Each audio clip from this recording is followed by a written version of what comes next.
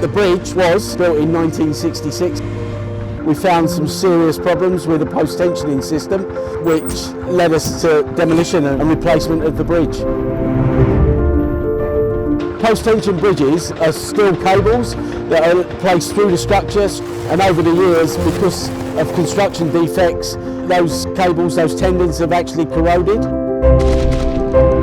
We've got 60 hours, the road closed, and then back open again for Monday morning traffic.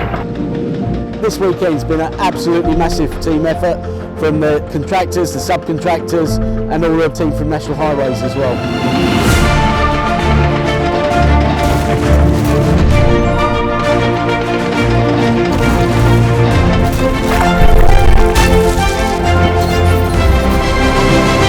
We are working hard to future-proof the network and improve journeys. Thank you for your patience.